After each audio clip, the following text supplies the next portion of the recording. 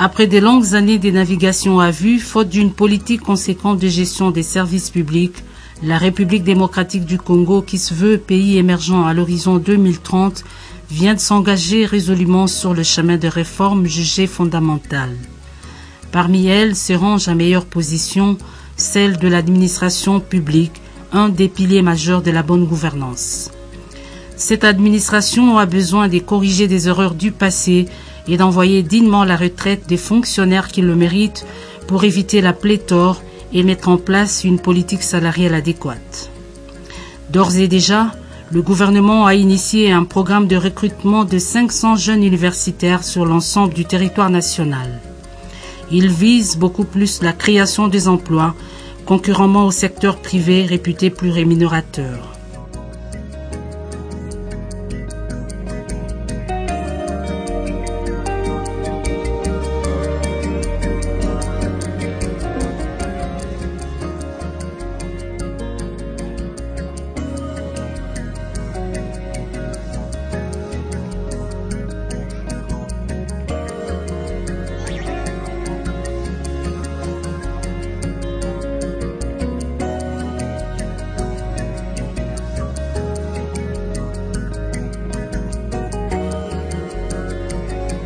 Actuellement, on dit qu'il faut que le jeune puisse remplacer le vieux qui vont en retraite.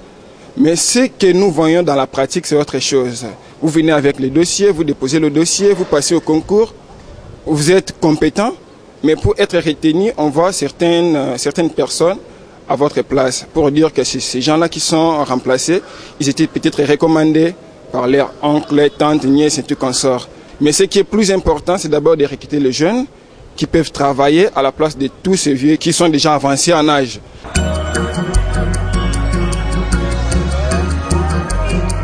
Au départ, on ne s'attendait pas que l'on soit recruté dans cette transparence totale que je souligne, puisqu'en regardant même le jour où on nous a remis nos brevets au Salon Congo, le diplôme de recrutement de mérite, on se regardait de gauche à droite pour savoir ou entendre qui était neveu à qui, mais à notre grande surprise, il n'y avait aucun lien familial de qui que ce soit avec le gouvernement en place. Et c'est un programme aussi qui met les connaissances acquises à l'université à l'épreuve parce qu'on vous soumet à un test sans expérience dont on vous présente les éléments les plus élémentaires à mon sens pour vous aider à affronter les réalités d'un jeune qui commence la vie.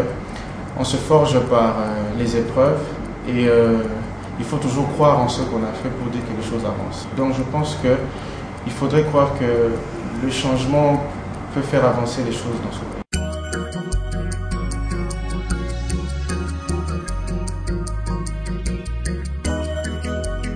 Il n'y a plus à ce jour dans la direction du Trésor de l'ordonnancement de jeunes professionnels. Il y a des fonctionnaires de l'État. Et je pense que tout le monde ici a compris le bien fondé de la réforme initiée par l'actuel Premier ministre Augustin Matata Ponyo. Et nous pensons que pour développer le Congo, nous avons besoin d'une nouvelle vision. Nous avons besoin d'un nouveau leadership. Et c'est la concrétisation de cette nouvelle vision, de ce nouveau leadership dans le programme Jeunes Professionnels. À la sélection, les candidats, nous étions au nombre de 3000 éparpillés à travers la République. Nous avons passé le test à 1200 personnes environ pour retenir 107.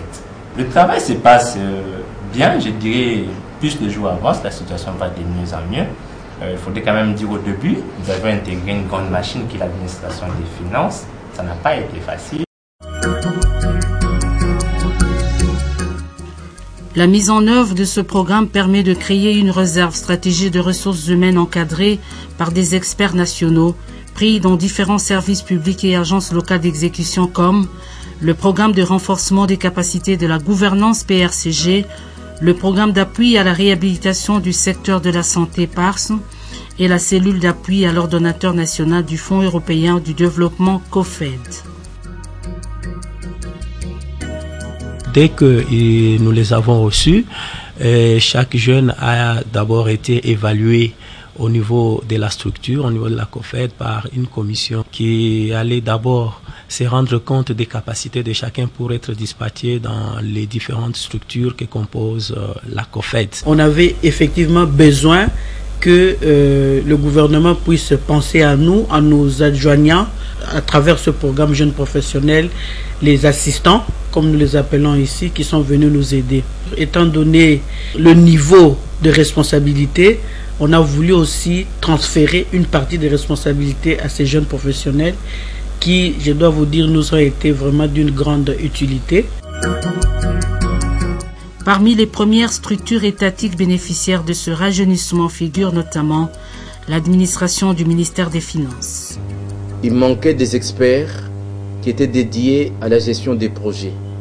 Et comme le pays a accumulé beaucoup d'expérience en cette matière depuis 2011, lors de la reprise de la coopération, il a été décidé par son Excellence Monsieur le ministre des Finances de relancer ces processus pour donner de la chance à notre jeunesse qui est sans expérience dans le domaine et surtout pour lui donner la possibilité de travailler dans les agences d'exécution qui sont les agences du gouvernement mais dont les financements sont des financements des ressources extérieures.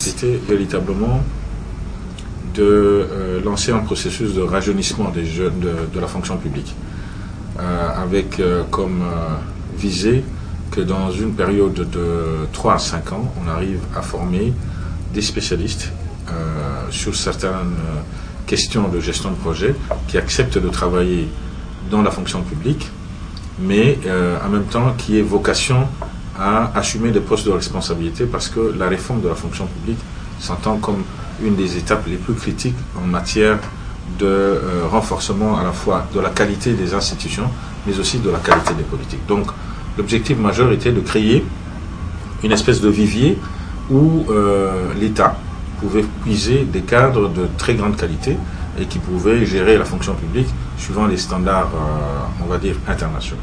Ça, c'était véritablement l'objectif poursuivi.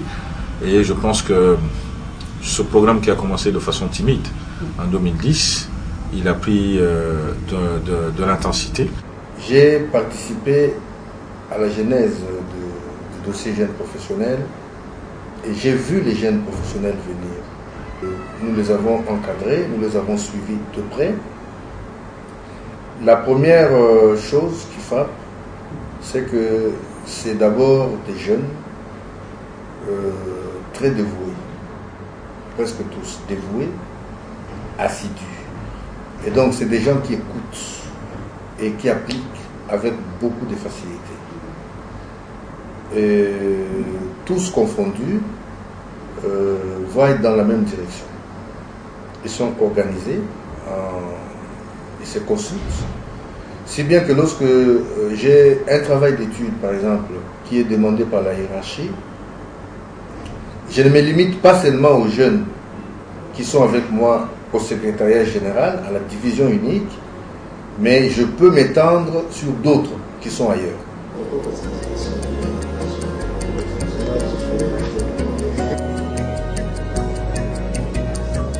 Et vous comprenez qu'ils sont arrivés au moment où le Trésor était en pleine réhabilitation aussi, et ils ont participé avec nous et en pleine réforme, et ces réformes ont pratiquement bénéficié de leur concours aussi, et ce qui fait que je crois qu'avec les métiers qu'ils ont aujourd'hui, ils ont compris que seul le travail est à même d'élever le niveau de quelqu'un et la vie professionnelle. Ils sont venus renforcer l'équipe qui était déjà mise en place depuis des années. Et ce sont des jeunes qui sont dynamiques, ils ont plein d'initiatives et ils s'adaptent facilement. Au niveau de la direction du Trésor, par exemple, ils se sont intégrés parce que nous les avons répartis au moins dans chaque division où ils sont en train de démontrer leurs compétences. Enfin, je le souligne.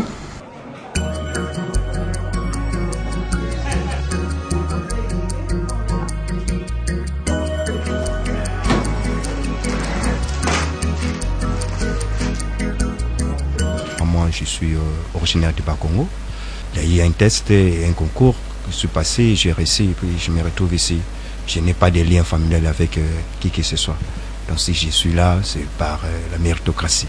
Si ça a été plus ou moins difficile, parce que quand on arrive, d'abord, on ne sait rien de l'administration. Ça, il faut l'avouer. Mais aujourd'hui, avec le temps qu'on a passé, avec l'encadrement de anciens, on sait comment faire quelque chose. Et on est jugé de compétences, il faut le dire. Je ne me jette pas de fleurs, mais on fait un bon travail.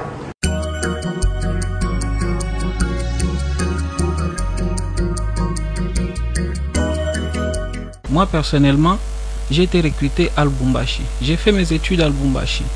J'ai grandi à Lubumbashi. Je ne connaissais personne à Kinshasa. J'ai été recruté sur une base compétitive. Nos chefs dans cette administration peuvent l'attester. Ils ont vu que le travail est en train de s'améliorer, le rendement de l'administration est en train de s'améliorer et les autorités politiques doivent capitaliser sur les jeunes professionnels. Et ce n'est qu'en avril 2011 que j'ai été affectée premièrement au COPIREP et en second lieu à la COFED. Par rapport à mes collègues qui sont dans l'administration, bon, je n'ai peut-être pas d'écho, mais je crois que par rapport au traitement, je peux dire qu'il est plus ou moins décent. Donc pour l'instant, ça me va.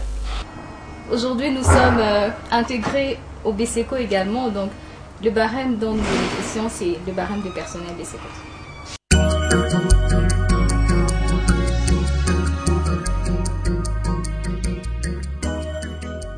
Durant la formation que nous avons suivie à Caritas par ce team international du BCECO, j'ai senti un certain niveau, un certain élitisme dans les chefs des différents apprenants qui étaient recrutés par le BCECO, dans notre façon de répondre aux questions des formateurs, dans notre façon d'appréhender les concepts qui nous ont été enseignés. Donc tous ces éléments prouvent à suffisance que la moisson a été bonne. Nous avons commencé dès le premier jour par les traitements effectifs des dossiers. Et donc, la méthode utilisée ici était apprendre en faisant. Donc, comme les Anglais disent, learning by doing. Mais l'encadrement également bon. L'encadrement commence en fait par le climat de travail.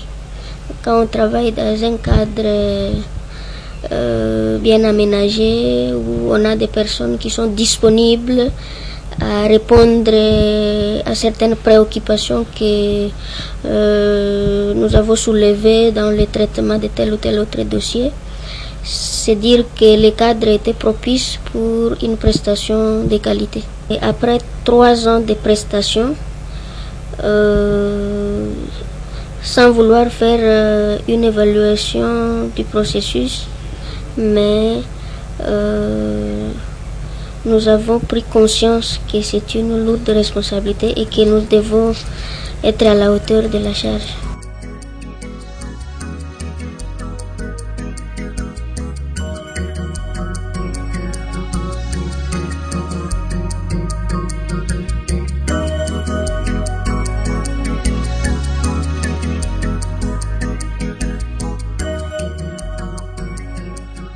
Exécuté en 3 temps, ce recrutement s'est effectué dans un contexte de renouvellement des cadres.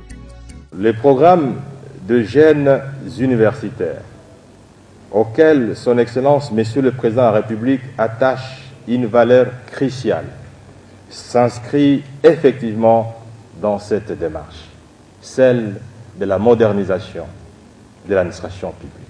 Il s'agit d'un symbole fort du changement que l'État veut imprimer pour redorer son image de marque dans les domaines de l'administration publique, à travers des recrutements compétitifs, lesquels n'ont pas subi d'interférence, y compris celle du ministre des Finances. L'objectif poursuivi est donc de hisser l'administration des finances, mais aussi de l'administration publique en général, aux standards requis afin de leur permettre de prendre en charge toutes les innovations nécessaires pour de nouveaux instruments de gestion dans l'administration publique.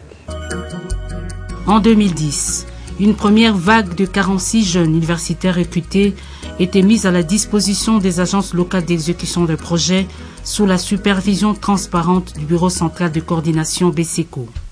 Les bénéficiaires, qui se trouvaient être le gouvernement, avaient bien fixé les différents critères que devrait remplir le jeune universitaire à recruter, à savoir l'âge, les pourcentages à obtenir, ainsi que les filières.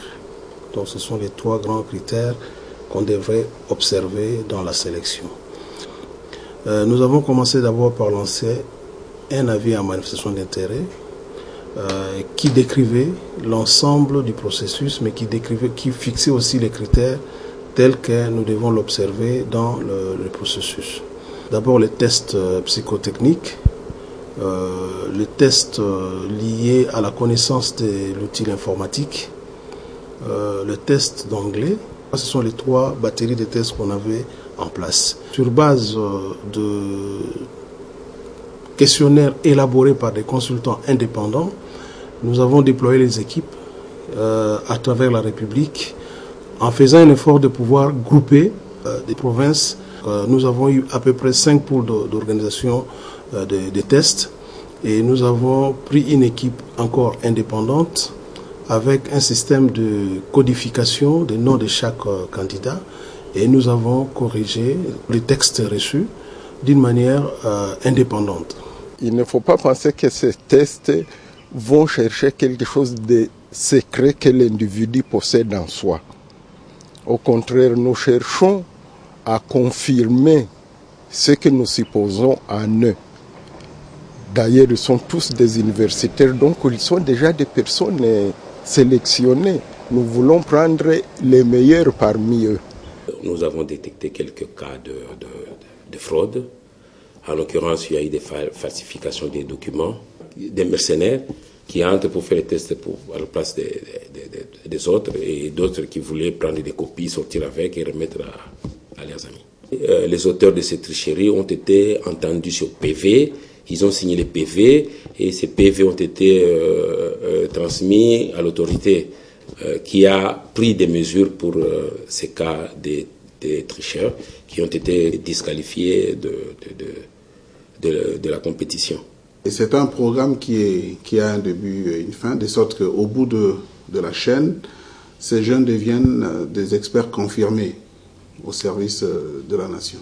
Et aujourd'hui, tout le monde est d'accord pour dire que le recrutement a été vraiment un succès parce qu'on y a mis vraiment du sérieux, ça a été transparent, rigoureux et nous avions pu par ce mécanisme permettre aux plus méritants de pouvoir s'exprimer et ils s'expriment très bien.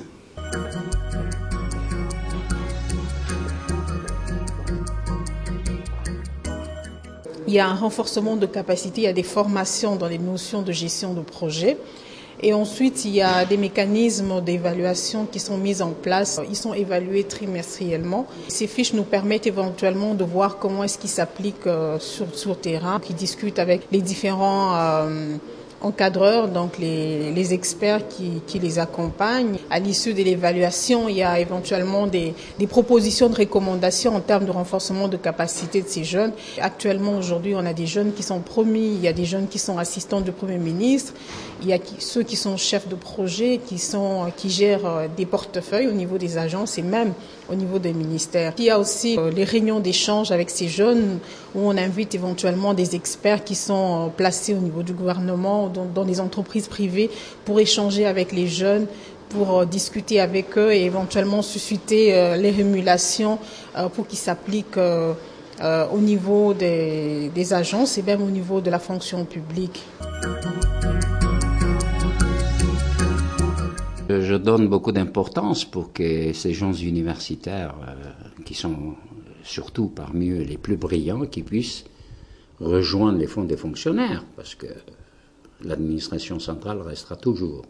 Et nous devons même éventuellement l'élargir vers les provinces, puisque dans le cadre de décentralisation, il va falloir leur fournir aussi une main-d'œuvre qualifiée, comme on dit, donc des cadres qualifiés. Les formations qu'ils ont reçues donc sur ce domaine, je pense que nous devons les pérenniser à travers l'École nationale d'administration et l'École nationale des finances. Donc j'aimerais bien que ces jeunes maintenant qui puissent être formés dans ces écoles.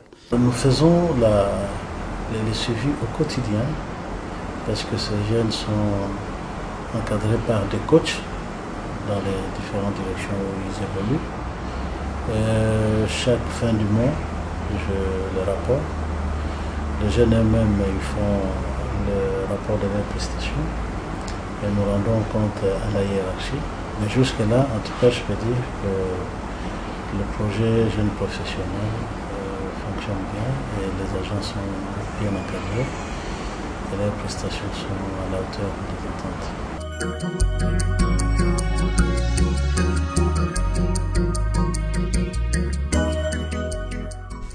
En 2011, un contingent de 107 intègre les différentes directions du secrétariat général du ministère des Finances. La troisième vague de 2012, la dernière en date, était dirigée vers l'administration publique. Point de besoin de mentionner que la dimension genre a été nettement prise en compte, même si à cette étape, les filles ne représentent qu'environ 20% de l'ensemble de ces nouvelles unités. Il n'y a plus à chercher le sexe des anges par rapport à la promotion de la femme dans le cadre professionnel ou dans le cadre de rajeunissement de l'administration publique. Et l'administration publique en tant qu'organe, structure composée des hommes entre guillemets, parce que, y compris des femmes, qui doivent déployer leurs énergies pour le développement de notre pays, dans le cadre surtout de la modernisation, de la révolution de la modernité, la femme est mieux placée aujourd'hui pour faire en sorte que l'État congolais puisse être apprécié positivement dans l'échiquier international. Nous avons confiance à certains de nos produits, surtout de l'Université de Kinshasa.